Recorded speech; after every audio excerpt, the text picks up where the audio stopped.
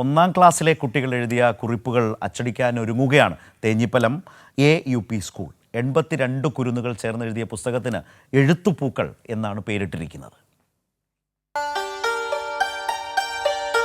അധ്യയന വർഷം മുഴുവൻ അധ്യാപകരെടുത്ത ശ്രമത്തിന്റെ ഫലമാണ് ഈ പുസ്തകം.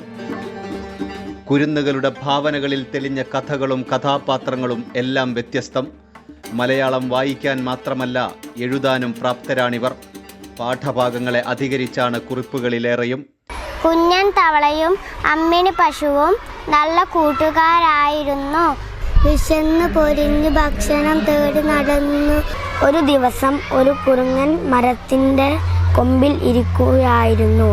പെട്ടെന്നാണ് ഒരു കിളിക്കുഞ്ഞിൻ്റെ കരച്ചിൽ കേട്ടു. ഒരു സന്ദർഭത്തെക്കുറിച്ച് ഒന്നാം ക്ലാസ്സിലെ കുട്ടികളോട് കഥ പറയാൻ പറഞ്ഞാൽ 82 കുട്ടികളിൽ നിന്നും വ്യത്യസ്തമായ കഥകളാണുണ്ടാവുന്നത്.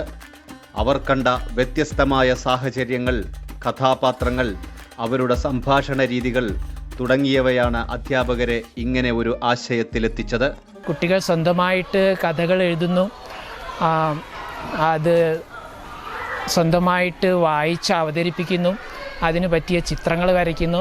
ഇങ്ങനെ സർഗാത്മകതയുടെ എല്ലാ ഭാവങ്ങളും ചെറുപ്രായത്തിൽ തന്നെ കുട്ടികൾക്ക് അനുഭവം ഉണ്ടാക്കി കൊടുക്കാൻ സാധിച്ചു എന്നതാണ് ഇപ്പോൾ വിദ്യാലയത്തെ സംബന്ധിച്ച് വലിയൊരു മികവായിട്ടാണ്, വലിയൊരു അഭിമാനമുള്ള ഒരു അവസരമായിട്ടാണ് ഇതിനെ കാണുന്നത്.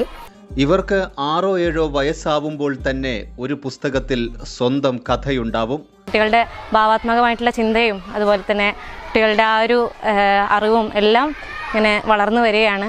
അപ്പോൾ ടീച്ചേഴ്സ് എന്നുള്ള നിലയ്ക്ക് ഞങ്ങൾക്ക് ഒരുപാട് സന്തോഷമാണ്.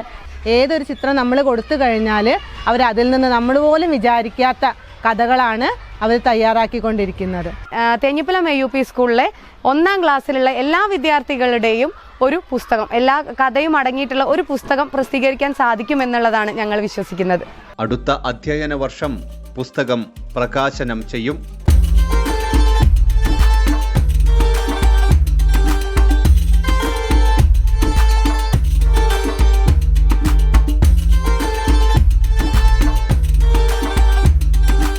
കൈരളി ന്യൂസ്, മലപ്പുറം.